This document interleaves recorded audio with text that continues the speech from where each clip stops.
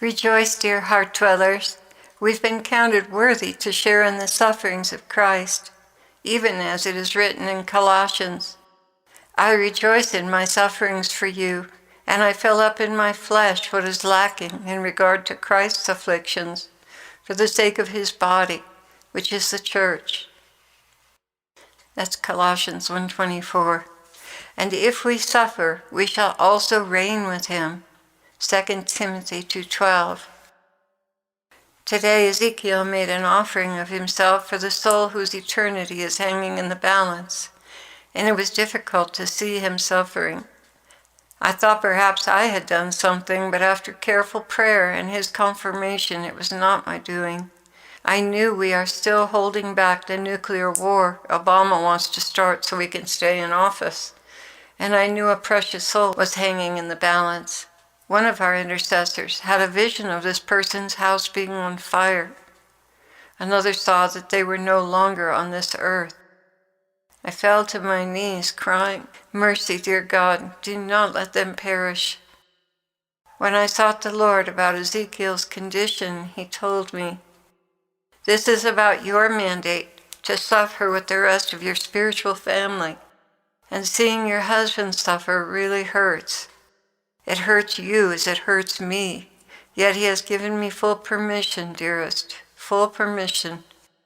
So you see, this is a tandem suffering. I'm sorry. You are feeling what I feel for him." And I wanted to say here that other intercessors seems to be carrying a much heavier burden.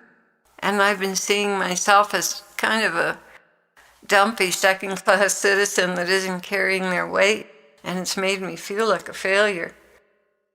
And he addressed that in this next sentence. We are all doing this together.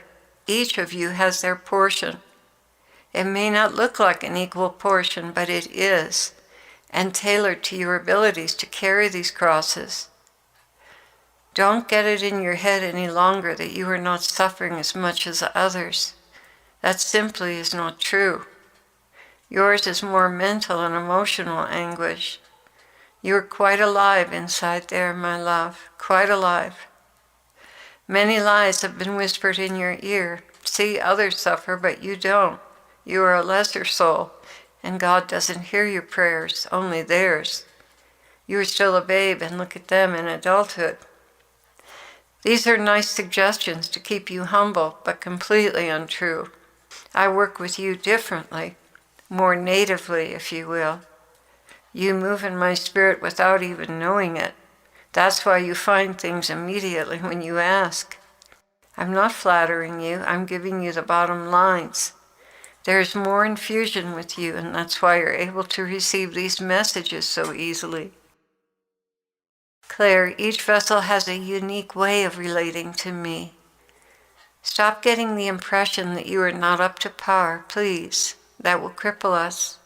It will go much more smoothly if you just recognize that your way of hearing from me is much less flashy and more gently infused. Still small voice. That indeed is the name I have given you. Strong personalities tend to eclipse the way I work with you, though at the time they don't realize what they're doing. It is injurious to you. Try not to hurt when that happens. It is not intentional on their part. It's just their particular way at this point in their lives. Yet you are becoming more and more like my mother every day. She was very, very gentle and quiet when she walked this earth. Her ways were tender and deferential. Cleave to me and understand that each soul has their own unique relationship with me. You are not any less than the others who seem flashy and outspoken, and I so appreciate your littleness. Nonetheless, it's healthy for you to feel that way on some levels.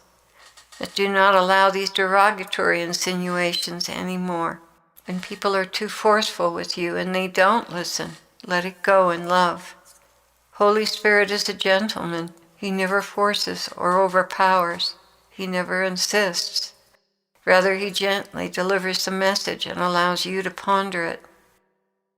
Never does he demand or insist that he is right, although he is never wrong.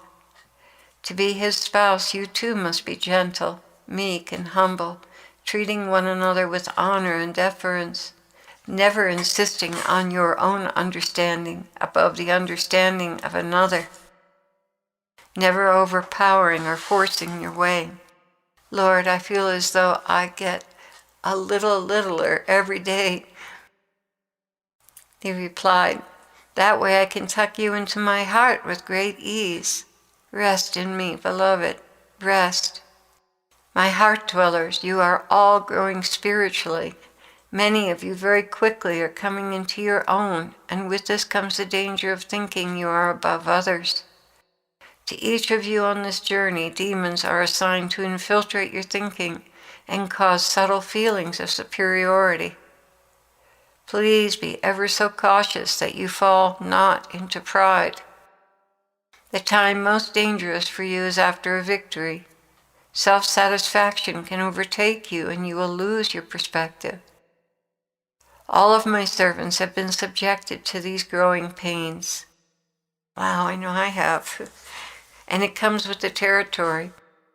Do not overreact when you realize you've fallen into this. Rather come to me repentant.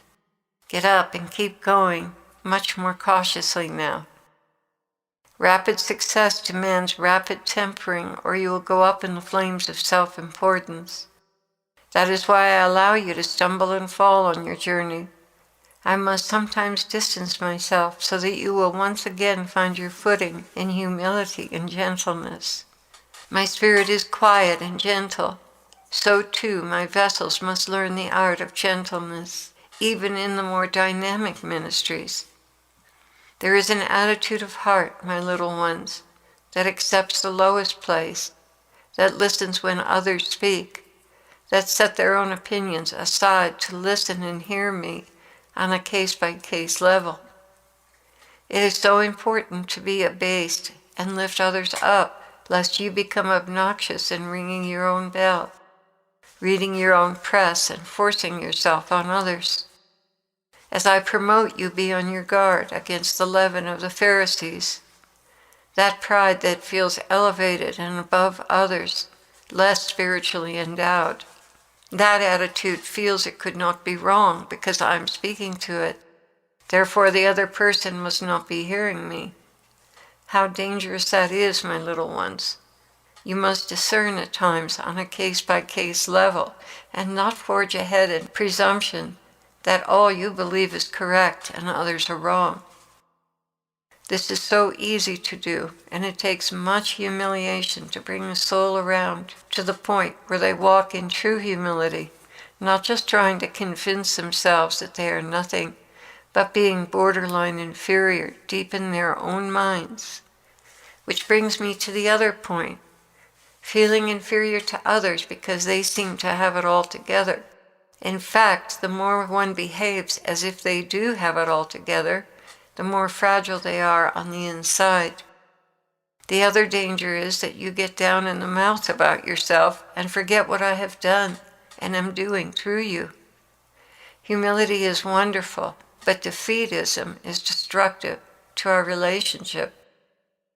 Never allow yourself to be downgraded by the bright and shiny pennies of this world.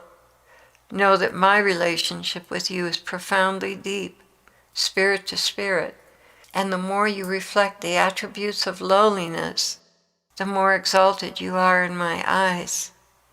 In truth, only one is to be exalted, and I do not share well, nor should I, lest you fall into idolatry. One of the ways you can assure your place in humility is to understand that only one is infallible, and that you are open to deception at any time. And when you are deceived, you damage the one I sent you to bind up and heal. I'm not asking you to compromise your faith, but I am asking you to be cautious when you step out to direct other souls. See to it that your personality does not overpower those you minister to, or undermine their relationship with me, or their confidence in their relationship with me. See to it that you listen and seek answers, case by case rather than assuming, and never forget that you may be mistaken, either because I allowed it to humble you, or you may not have gone deep enough in your discernment. And finally, always listen to those who come to you. Listen with a heart full of love and compassion. Listen and receive as though it were coming from me. Then seek me for the solution. There are many times when I speak through those who come to you, but you do not hear them because you've already formulated an answer. True humility listens and acknowledges me inside your brother. True humility is cautious in giving direction and knows that it may be wrong and harmful rather than helpful. I will direct you as you grow in the spiritual gifts, my people. I will teach you. Rely on me and listen for my voice in others. I bless you, my precious ones, with wisdom to bring comfort to the lonely, hurting, and confused. You have done well in your prayers, and because of your faithfulness, I'm calling you to step out and gently minister my love to this hurting world.